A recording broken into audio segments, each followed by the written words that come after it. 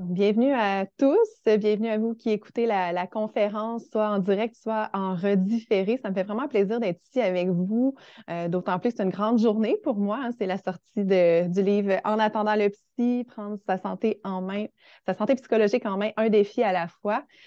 Donc, c'est aujourd'hui officiellement qu'il sort en librairie et ça me fait plaisir d'en profiter pour vous offrir une petite conférence sur notre système nerveux afin de mieux comprendre comment il fonctionne et surtout comment servir comme allié.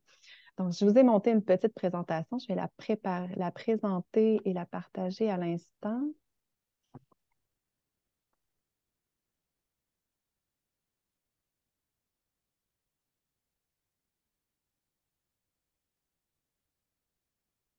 Donc, petite mise en contexte, oui, je crois que je vous apprends rien ici. En 2023, je considère qu'en Occident, on habite dans ce que j'appelle la culture du trop. Hein, il y a trop d'informations, trop de vitesse, trop de performance, trop d'exigences, trop de stress, trop de façons de nous solliciter également, trop de matériel, si on ajoute ça, les responsabilités par-dessus. Donc, naturellement, notre système nerveux est affecté par tous ces trop. Et ce n'est pas nécessairement un de ces éléments-là qui est problématique, comme le cumulatif, hein, de toutes ces petites sources de stress là qui accaparent notre système nerveux. Et pour l'expliquer ou l'imager, j'aime beaucoup l'image de notre joueur de tennis ici. Donc, on peut imaginer que le joueur de tennis, c'est notre système nerveux. Il est très bien habilité à recevoir et faire rebondir quelques balles s'il en reçoit une ou deux à la fois. Tout comme notre système nerveux, hein, quand on parle de résilience, c'est la capacité du système nerveux à absorber une certaine charge de stress sans être débalancé de façon trop importante. Et de par tous les procédés d'homéostasie, notre système nerveux est capable, à un certain degré, de s'autoréguler pour retrouver un centre d'équilibre, un fonctionnement optimal. Mais c'est sûr, ça a beau être le meilleur joueur de tennis du monde, le champion du monde, ben, si on le bombarde de balles, naturellement, il va être déstabilisé. Il va peut-être même tomber en mode panique, hein. On voit qu'il cherche à se protéger, donc il tombe en mode survie, tout comme notre système nerveux qui, si on le bombarde constamment de sources de stress ou à un même moment, il va être déstabilisé hors des limites de son fonctionnement optimal et peut tomber lui aussi en mode survie. Alors, un bref survol sur le système nerveux autonome. Donc, le système nerveux autonome se divise en deux branches. Et quand on parle de système nerveux autonome, il porte le titre autonome parce qu'il régule toutes les fonctions automatiques du corps liées aux organes qu'on n'a pas besoin de réguler consciemment. On n'a pas besoin d'y penser que le cœur bat, la circulation sanguine circule, il y a de la réparation des cellules qui s'effectue. Donc, il y a toutes sortes de procédés qui régulent la digestion, l'élimination, le système immunitaire, par exemple, la régulation de la température du corps et toutes sortes de fonctions là, qui sont complètement automatiques. Et les deux branches dans lesquelles ils se divisent, on a le système nerveux sympathique qui, lui, est responsable de la survie immédiate. Donc, s'il y a un feu dans le coin de votre cuisine, c'est lui qui va s'activer pour mobiliser toutes les ressources possibles afin d'être capable de soit fuir si le feu est trop grand ou combattre la menace, hein, aller l'éteindre dans l'immédiat. Donc, ce sont des réflexes de survie qui s'activent et il va agir en activant plusieurs organes comme le cœur pour qu'il puisse battre plus rapidement et oxygéner efficacement l'ensemble du corps. Il va augmenter la température du corps également, augmenter la pression sanguine. Donc, on peut ressentir des bouffées de chaleur, par exemple. Et il va souvent avoir un impact sur d'autres structures, hein, comme la digestion. Ben, si on est en mode survie, ce n'est pas nécessairement la priorité de digérer et d'éliminer. On va plus réorienter ces ressources-là vers les mécanismes, les réactions de combat et de fuite. Et on a son antagoniste fonctionnel, qui est le système parasympathique. Et lui, sa job, c'est d'assurer l'intégrité de l'organisme et sa survie sur le long cours. Alors, lorsque le feu est éteint, son travail, c'est de tout réduire l'activation, donc réduire le battement cardiaque pour ménager le cœur sur le long cours, réduire la tension artérielle, réduire la tension dans les muscles également et réenclencher les processus qui assurent notre survie à long terme. Donc, tout ce qui est réparation du corps, digestion, élimination, sommeil. Donc, c'est lui qui est responsable de toutes ces fonctions-là. Si vous voulez savoir en fait comment chacun s'active ou quand il y en a un qui s'active, qu'est-ce qui se passe, prenez un exemple de si vous conduisez sur la route, c'est une belle journée, c'est pas stressant, il n'y a pas de trafic, la circulation roule bien. Donc, le parasympathique, lui, est activé, ça va bien, c'est lui qui prend, c'est lui c'est ça, qui fait son travail finalement, il est en mode repos, quand même vigilant, donc il y a un petit peu de sympathique qui peut être activé. Mais là, tout d'un coup, il y a quelqu'un qui nous coupe sur la route, mais là, naturellement, le sympathique, lui, va s'activer subitement. On a le souffle qui coupe au bout d'une inspiration. On a la tension musculaire, les bras deviennent tendus, le cœur bat rapidement. On peut avoir des nœuds dans l'estomac également. Donc, ça, c'est un exemple du système sympathique qui est activé. Et là, on réalise, il n'y a pas eu d'accident, tout est beau, pfiouf, on a échappé belle. Bien, le parasympathique, lui, c'est la partie qui va faire en sorte qu'on revient vers l'état de calme qu'on connaissait juste avant. J'aime beaucoup donner l'exemple de la balançoire avec les deux enfants de chaque bout, là, quand je mentionnais que ce sont des antagonistes fonctionnels. C'est l'idée que si un est activé, je vais donner des chiffres fictifs, là, mais s'il est activé à 10 sur 10, bien, l'autre n'a plus vraiment de ressources pour fonctionner adéquatement. Alors, si notre système, je vais mettre de ce côté-ci le sympathique, donc si notre système nerveux sympathique est activé à 10 sur 10 parce qu'on est en mode stress intense, bien, ça va être très difficile de s'endormir dans ce moment-là, par exemple. Et donc, les fonctions associées au parasympathique vont moins fonctionner de façon optimale. Ce qu'on souhaite, c'est un système nerveux qui a une belle flexibilité, qui est capable d'osciller entre le sympathique lorsque c'est nécessaire et redescendre pour laisser place au parasympathique qui va fonctionner et assurer l'intégrité de l'organisme sur le long cours. Ce qu'on constate cependant, de par, quand on parlait du bombardement de stress, de façon d'entrer en contact avec nous, de tout ce qui peut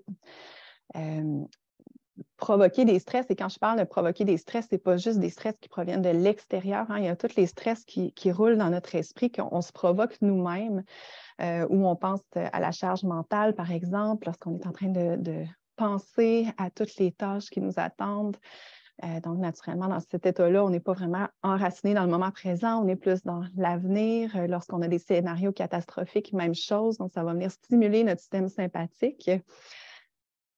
Donc, tout ce qui est encombrement mental aussi, ce sont des balles de tennis qui vont venir agresser notre système nerveux en quelque sorte.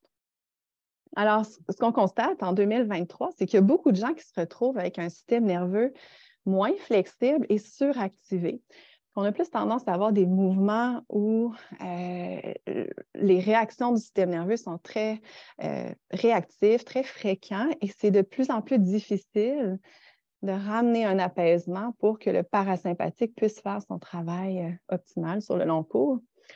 Et c'est là qu'on va voir tout plein de dommages collatéraux lorsque le système nerveux ne fait plus son travail de façon optimale ou lorsqu'il est rendu un peu coincé dans le sympathique, comme par exemple l'émergence de troubles de sommeil, des tensions musculaires chroniques, des céphalées de tension, la mâchoire, le bruxisme, donc la tension des dents la nuit comme le jour.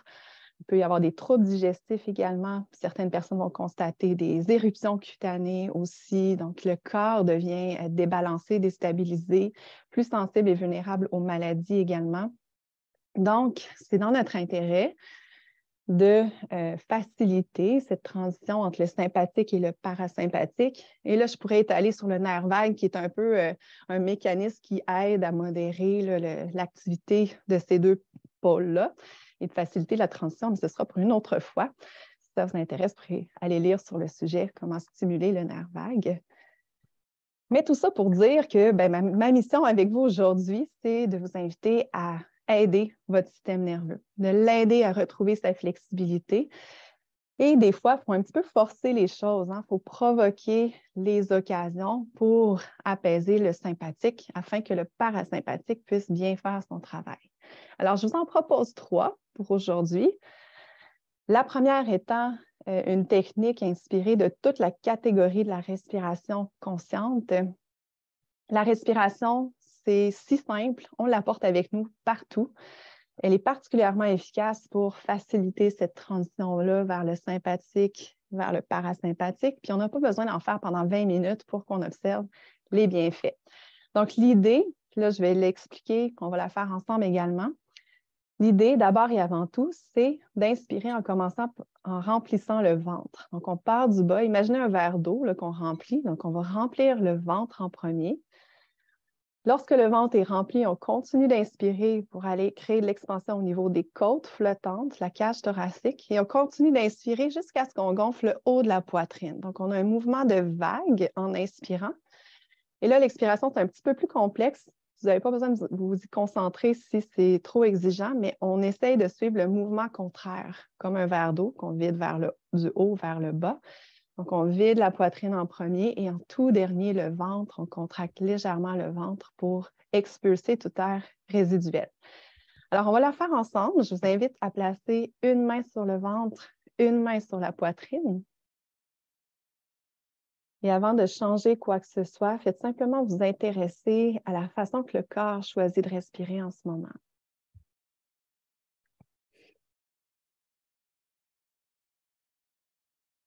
Soyez curieux d'observer si, naturellement, c'est plus le ventre ou la poitrine qui bouge.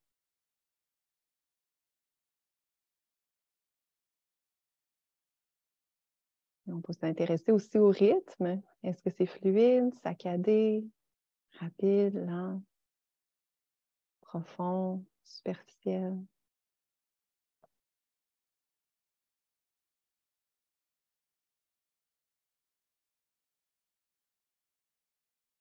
On se sert de la respiration comme ancrage pour l'attention. Donc, c'est un objet d'ancrage très concret.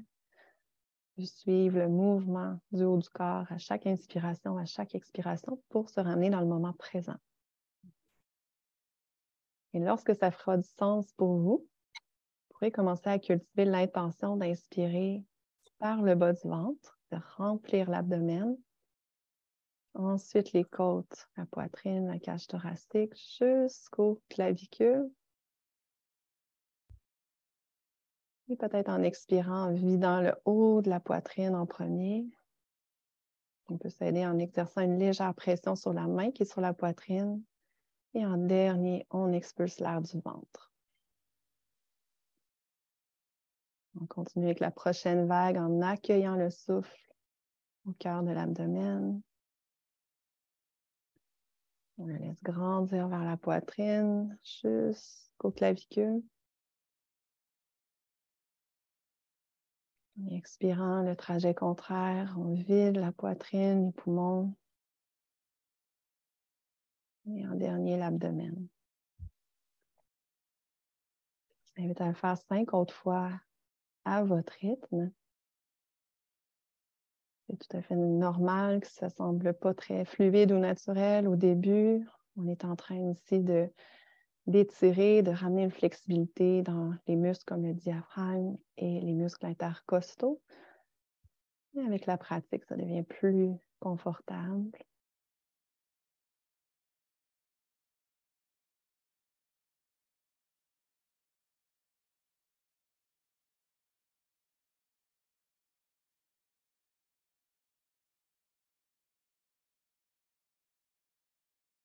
Peut-être que vous constatez en le faisant que la respiration est moins pressée. Juste parce qu'on prend le temps d'aller chercher une respiration complète et optimale. En une seule respiration, le corps est bien oxygéné, qui n'a pas besoin d'être pressé, d'enchaîner avec une prochaine respiration. Peut-être que les cycles sont considérablement plus longs qu'à l'habitude. Peut-être pas, c'est correct aussi.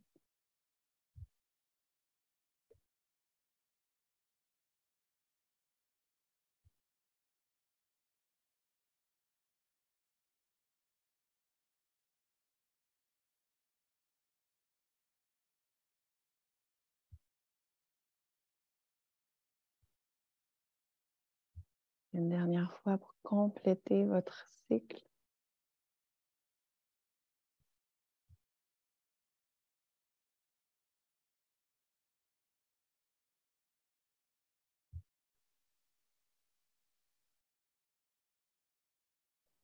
Et avant d'ouvrir les yeux, permettez-vous de juste vous asseoir avec toutes les sensations qui peuvent être présentes, en laissant la respiration retrouver un rythme plus fluide,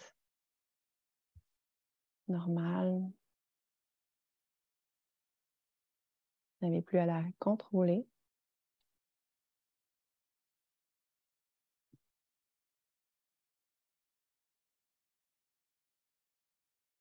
Peut-être que vous avez constaté déjà certains changements en quelques secondes, en même une seule minute de pratique. Des changements au niveau musculaire ou au niveau même de la fébrilité intérieure qui aurait pu peut-être être présente. Donc, la respiration peut être une technique très accessible en tout temps pour amener cet apaisement-là. C'est un peu comme un changement d'huile. Hein, quand on sent qu'on est déjà dans un mode accéléré ou déjà dans un mode un peu survie, à courir après le temps, même de prendre 30 secondes de respiration peut faire toute la différence. On vient stimuler le nerf vague parce que le nerf vague se rattache au pharynx, larynx, au poumon également, au diaphragme. Donc, on l'aide à faire son travail aussi pour faciliter la transition entre le sympathique et le parasympathique.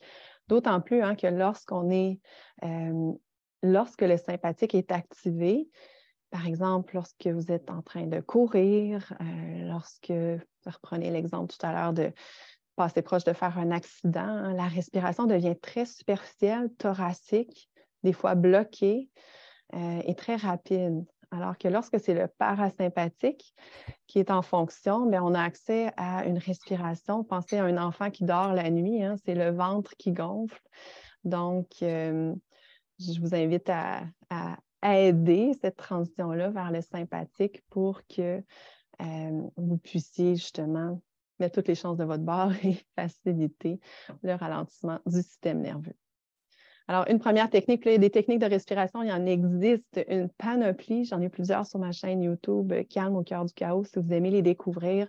On peut jouer avec les ratios, on peut jouer avec la rétention du souffle également. Alors, ça mérite d'être découvert si vous aimez ça. Je passe à une prochaine catégorie de stratégie qui est beaucoup plus impliquée ou rattachée à la thérapie d'acceptation et d'engagement et aussi des mouvements un peu plus orientaux, orientés vers la pleine conscience. C'est ce qu'on appelle la diffusion cognitive.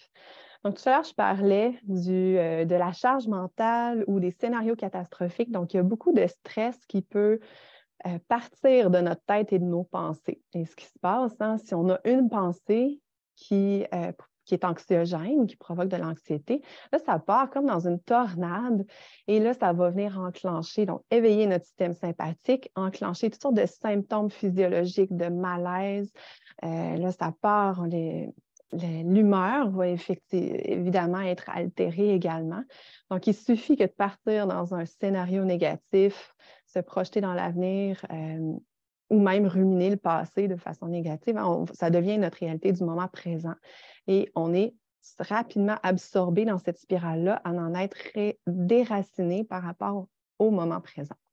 Alors, les techniques d'ancrage et de diffusion sont vraiment utiles juste pour nous aider à nous sortir de ces spirales-là. Donc, ça ne va pas nécessairement stopper ou diminuer, s'intéresser au contenu de la tornade, mais plus par rapport au fait que, bon, je suis encore absorbée dans cette tornade-là.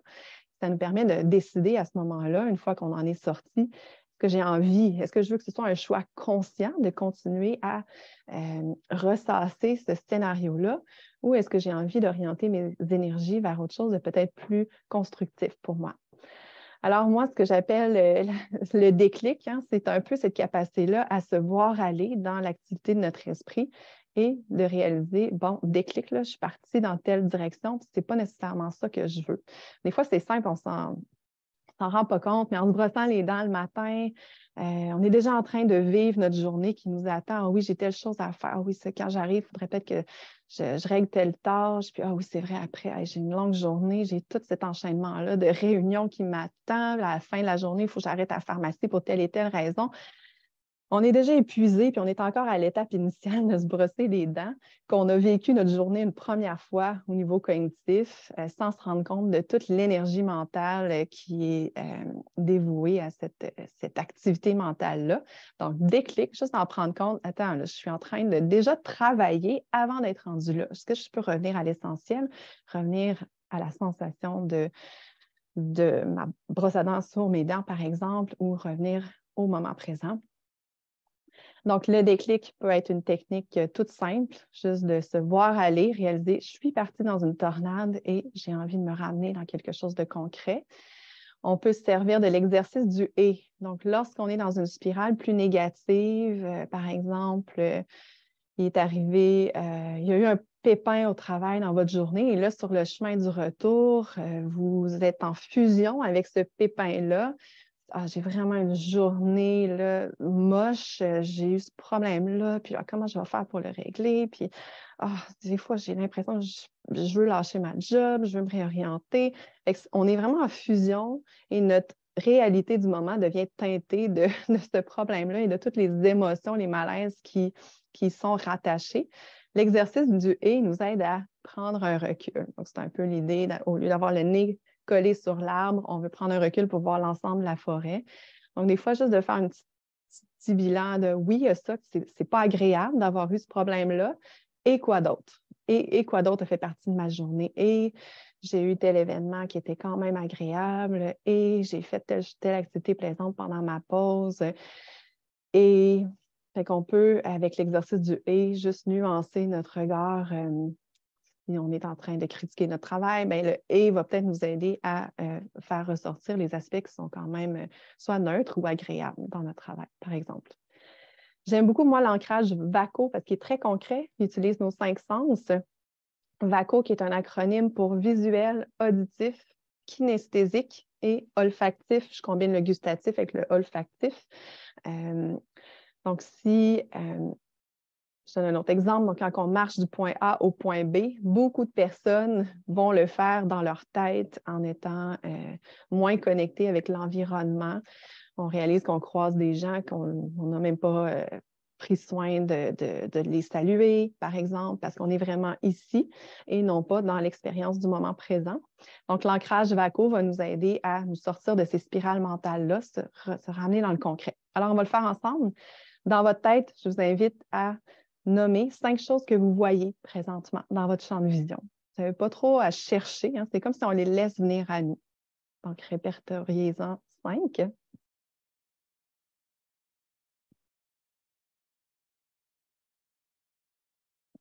Ensuite, tentez d'identifier 5 choses que vous entendez.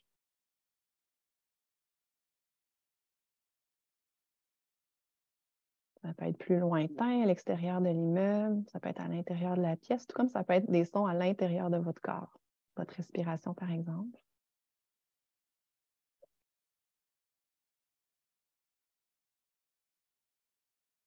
Maintenant, le cas kinesthésique, qui est 5 choses que vous ressentez. Et là, on parle autant de sensations physiques, de texture, température, de mouvement dans votre corps.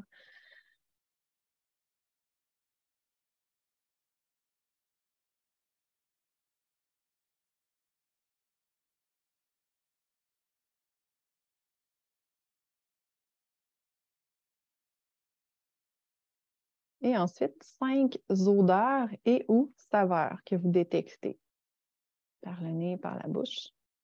C'est un petit peu plus difficile, celui-là.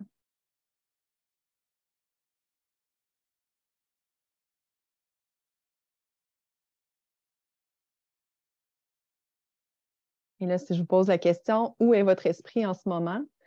Et que votre réponse est autre que ici, ben, je vous invite à le refaire tout simplement parce que ça demande quand même assez de concentration et ça n'a d'autre choix que de nous ramener dans le concret du moment présent. Donc, une fois qu'on est sorti de notre spirale, Bien, des fois, on réalise quand même que ce n'est pas suffisant. La tornade va tenter à nous réabsorber, surtout quand il y a des scénarios catastrophiques qui roulent dans notre tête.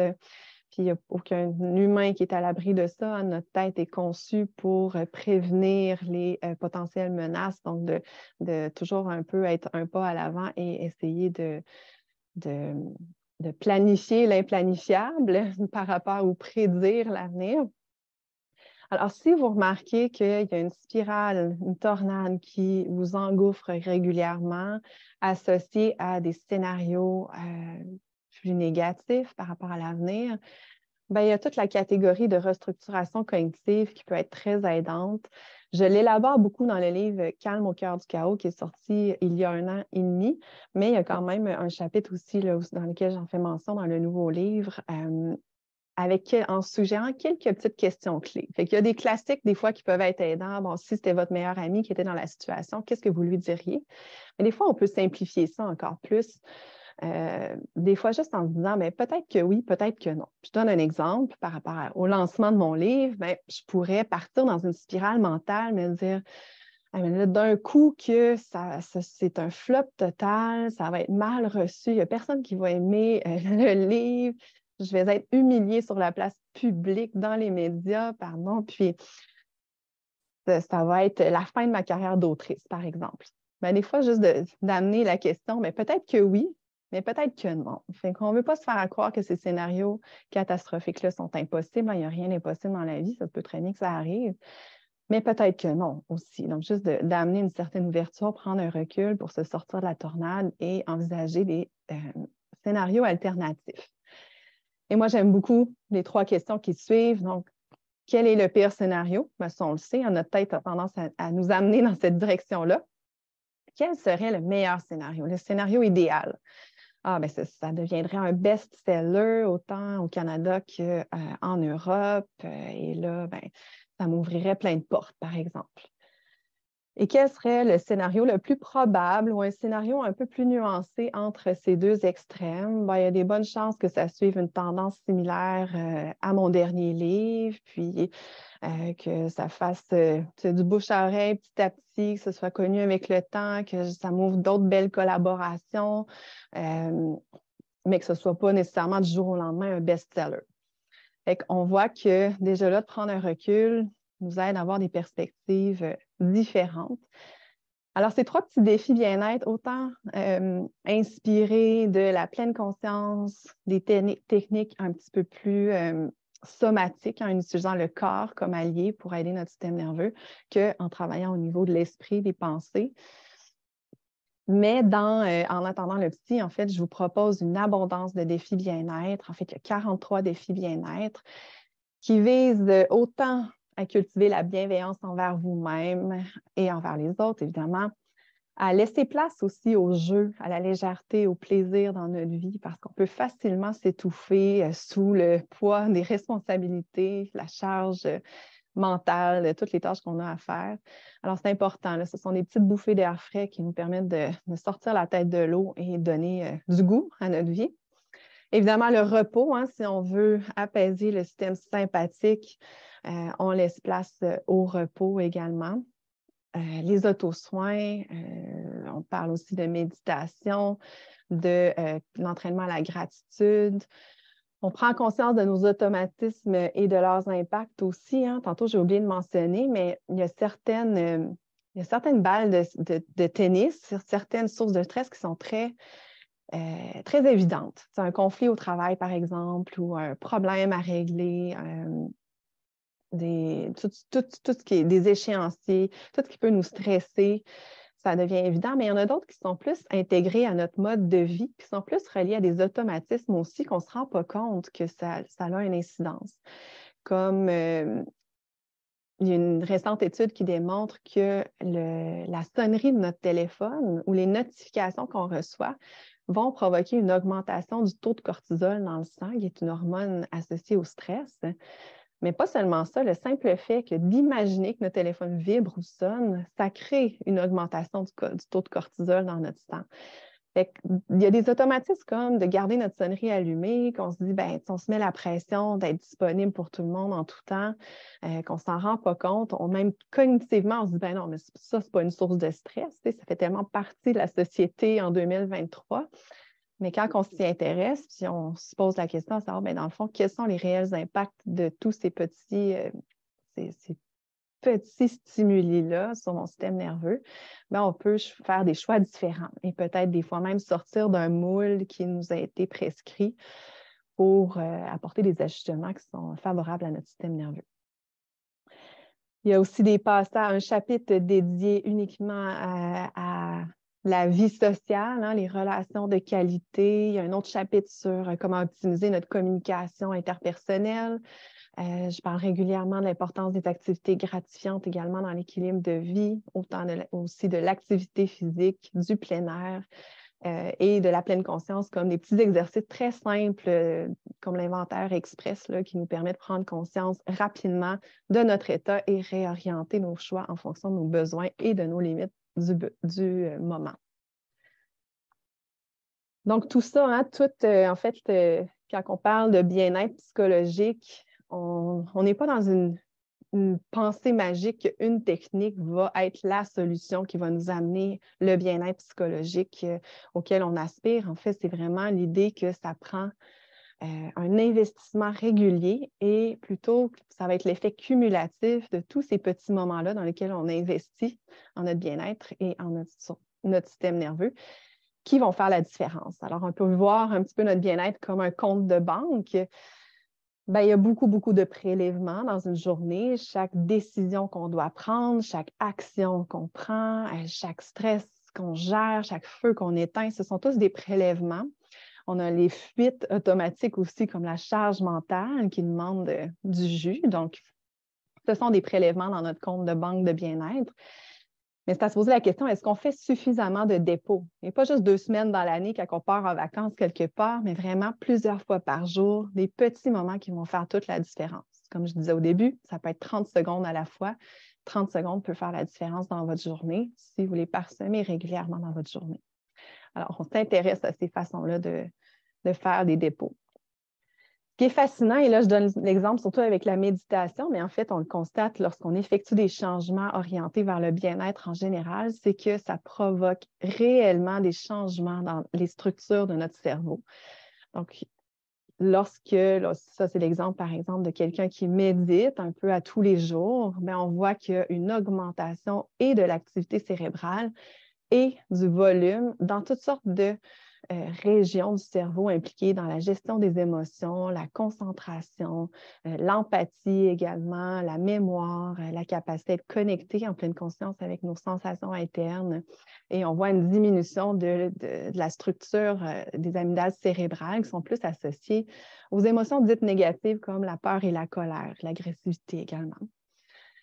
Alors, des fois, on se dit, mais pourquoi je prendrais le temps de le faire, mon petit 5-10 minutes de respiration? Bien, vous êtes en train d'investir en la santé de votre cerveau, de votre système nerveux et de votre corps parce qu'on ralentit le processus de vieillissement qui est autrement accéléré par les hormones de stress comme le cortisol.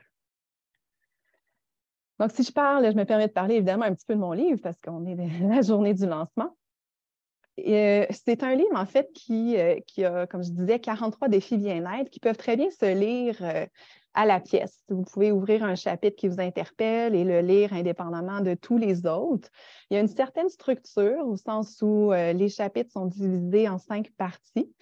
On commence en démystifiant les craintes et démanteler les blocages associés à la santé mentale. Donc, je normalise beaucoup de choses associées à la santé psychologique ou le souhait de consulter, par exemple, ou aller chercher de l'aide. Donc, je commence par ça, c'est bien important.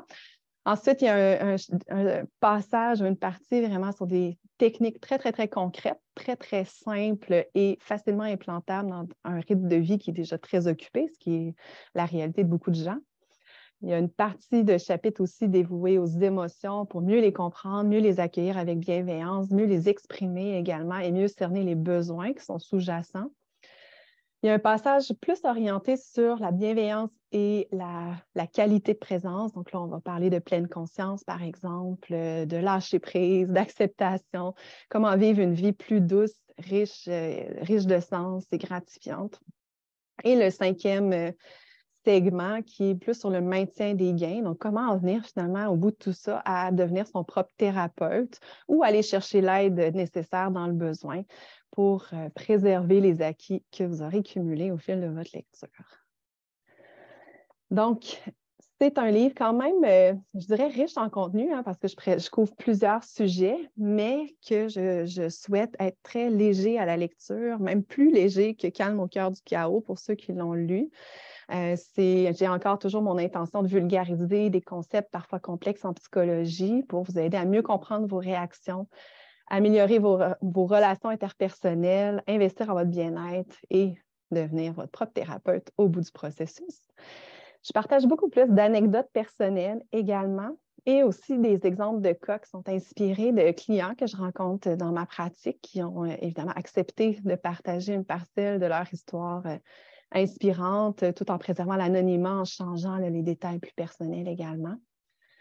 J'ajoute un petit peu de l'humour. Vous allez voir qu'il y a des symptômes, il y a des chapitres comme le syndrome du whippet, qui est un petit syndrome qu'un client me partageait à un moment donné et que je trouve trop beau pour le garder pour moi. Donc, vous pourrez aller le découvrir. Tout comme le chapitre Tu veux me convertir en hippie aux cheveux longs en gougoune, qui est une autre phrase qu'un client m'a dit quand que je voulais l'initier petit à petit vers la pleine conscience et la méditation. Et j'ai réussi. Je souhaite aussi simplifier les bases empiriques. Donc, chaque thème qui est amené, je ne fais pas juste le présenter sous l'angle de la psychologie, mais je vais vraiment me baser sur la science puis expliquer pourquoi ça fonctionne. Alors, tout est basé sur la littérature scientifique, mais encore là, je le simplifie pour que ce soit très digeste. Et comme je mentionnais tout à l'heure, les chapitres peuvent se lire de façon séquentielle dans une certaine structure ou non. Donc, encore une fois, vous pouvez les prendre à la pièce selon ce qui vous inspire sur le moment. Donc, c'est 43 défis bien-être simples, accessibles, applicables dans vos vies dès maintenant. La préface, écoute, c'est un honneur immense que d'avoir la préface signée par l'inspirant Mathieu Ricard, qui est pour moi un grand ambassadeur de bienveillance, d'altruisme et qui permet de maintenir l'espoir en l'humanité. Donc, il a accepté de rédiger la préface de En attendant le psy. Je parle brièvement du dernier livre publié aux Éditions de l'Homme en septembre 2021, qui est Calme au cœur du chaos, stratégie et exercice pour cultiver l'équilibre au quotidien, qui était plus, je dirais, un programme pour apprivoiser des techniques d'auto-apaisement et de pleine conscience et les intégrer à sa vie. Et la préface est signée par le docteur Serge Marquis, qui a écrit plusieurs livres, mais plusieurs le connaissent pour le livre Pansouillard, le hamster, qui avait été publié il y a plus d'une dizaine d'années. Un beau petit livre sur la pleine conscience. Donc, je vous remercie pour votre écoute pour cette partie de la conférence-là. J'ai une autre partie très importante avec laquelle j'ai terminé, mais si vous souhaitez en savoir davantage sur le contenu que j'essaie de rendre accessible, sachez qu'il y a des enregistrements audio qui sont disponibles et sur mon site et sur la chaîne YouTube de Calme au cœur du chaos. On y retrouve des techniques de respiration, des visualisations, méditation, même des séances d'hypnose si ça vous intéresse, tout ça dans le but d'apaiser le système nerveux. Je vous invite, si ce n'est pas déjà fait, à vous abonner à la page Facebook sur laquelle je vais publier plusieurs défis bien-être ou des ressources ou des articles qui peuvent vous aider à mieux comprendre le fonctionnement de votre esprit et de votre système nerveux. Et là, j'embarque dans la section qui, pour moi, est la plus importante de mon lancement, qui est la série Remerciements. Donc, je remercie d'abord Elena La Liberté qui a accepté que demain, je fasse un lancement en personne, donc en format 5 à 7 à la librairie La Liberté. Merci à vous tous qui avez écouté cette présentation. Je vous souhaite une très belle continuation. Je remercie toute l'équipe des Éditions de l'Homme. Donc, c'est assez fascinant là, quand on se lance dans un projet d'écriture de livres. C'est un projet assez individualiste au début, hein, assez autonome ou solitaire, je dirais. Mais un coup qu'on est dans la production, là, ça devient vraiment un projet collectif. Il y a immensément de gens qui mettent la main à la pâte là, pour que le livre puisse se rendre entre vos mains, depuis les étapes de révision, correction, montage, graphisme, distribution, publicité, jusqu'à ce que ça se rende sur les tablettes en librairie. Alors, je remercie mon éditrice extraordinaire pour ce livre, qui est Danielle Choquette, Liette Mercier, qui est la directrice des Éditions de l'Homme, Anne Châteauvert, qui a été l'éditrice pour Calme au cœur du chaos, Lise Duquette, Fabienne Boucher, Sylvie Massariol, Julien Rodrigue, Joanne Lemay, Sylvie Tremblay, Isabelle Posé, Andrea Joseph, Sylvie Brière, Marie-Ève Beaulieu, Frédéric Greniard, Ginette Nadon également, Marianne Ménard, Nicolas Pellette, Nathalie Vital, Véronique Derry et Raphaël Harvey, qui ont été les attachés de presse qui ont travaillé pour moi. Et tous ceux ici, c'est sûr, j'en manque, là, qui ont été impliqués de près ou de loin dans la publication et la distribution. Et toute l'équipe aussi des Éditions de l'Homme, donc Hélène, Mélique, Séverine et Célia. Et bon, avant même que ça se rende aux Éditions de l'Homme, il y a plein de gens autour de moi qui m'ont fait l'honneur de me faire part de leurs commentaires ou qui m'ont soutenu de différentes façons. Donc, un immense merci à Hélène Bérubé, Caroline Soucy, Sandy Lavoie, Yves Côté, Claudette Laplante, André Rousseau, Richard Boudreau, Paul Cyr, Francis Soucy, Louise Plourde, Marie-Ève Audy, Catherine Audy, Marie Cyr, Mélissa Duval-Demey, Nancy Lepage, Michael Rousseau et Chantal Carbonneau. Je remercie évidemment Mathieu Ricard et Serge Marquis pour leurs incroyables préfaces, et aussi tous ceux avec qui j'ai eu la chance de collaborer là, depuis la publication de Calme au cœur du chaos. Sarah et Virginie d'Infuse Magazine, Frédéric Dionne de l'IFTCC, Marie-Pierre Deschaines, toute l'équipe d'Expo Yoga et Bien-être, Andy Liquoc, Sophie Germain Lacroix, Véronique Vallin, Vanessa Daigle, Ève Gilbert, Lucie Douville, Stéphanie Perrault et Sylvie Huard. Merci d'avance à tous ceux qui vont s'ajouter. Et évidemment, je veux remercier très sincèrement mes précieux clients qui me font l'honneur d'être témoins de leur cheminement, d'être impliqués dans leur processus. C'est vraiment un immense cadeau et la meilleure des rémunérations pour moi de les voir cheminer. Et à tous mes lecteurs, lectrices, ma communauté qui donnait un sens à mes missions. Parce que sans vous, quand même que j'ai la mission de vouloir apaiser les systèmes nerveux de ce monde, ben, ça ne donnerait pas grand-chose sans vous tous. Alors, un immense merci. Je vais mettre fin au partage et je vais vous dire un gros merci pour votre écoute, votre présence